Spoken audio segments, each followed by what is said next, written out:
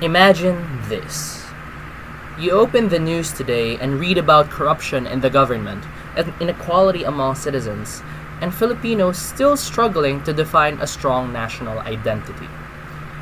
Now, imagine reading a book written more than 130 years ago and finding the exact same problems described there.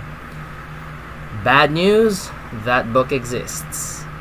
Good news, the author is Jose Rizal. So today I want to ask a powerful question inspired by Renato Constantino's essay.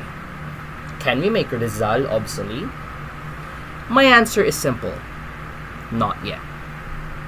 What you have to know is that while Rizal wrote during the Spanish colonial period, his works, like Noli Me Tangere and El Filibusterismo, were never meant only for his time.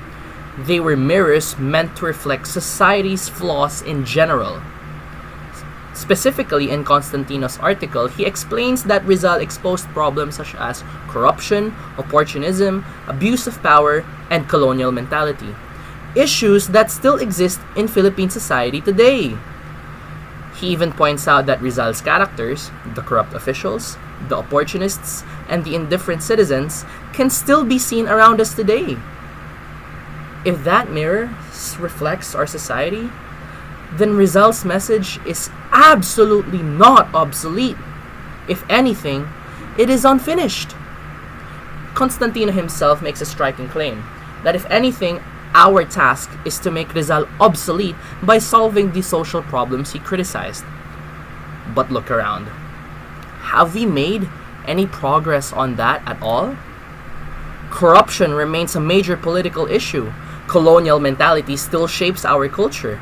Economic inequality still divides our people. In other words, the conditions that Rizal fought against still exist. But Rizal's importance is not only limited to identifying societal discrepancies. It is more so tied to the awakening of national consciousness. He believed that a nation cannot progress if its people lack pride in their identity and responsibility for their society.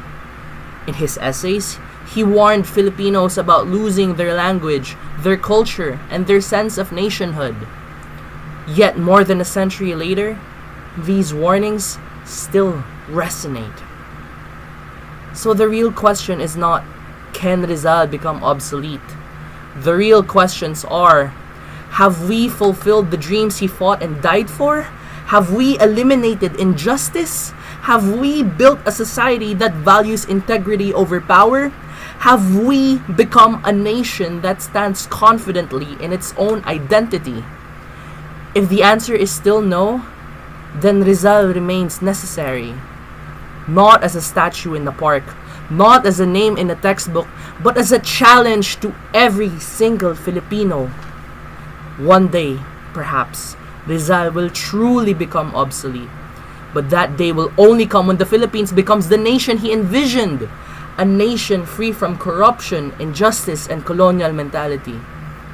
Until then, Rizal is not obsolete. He is unfinished business.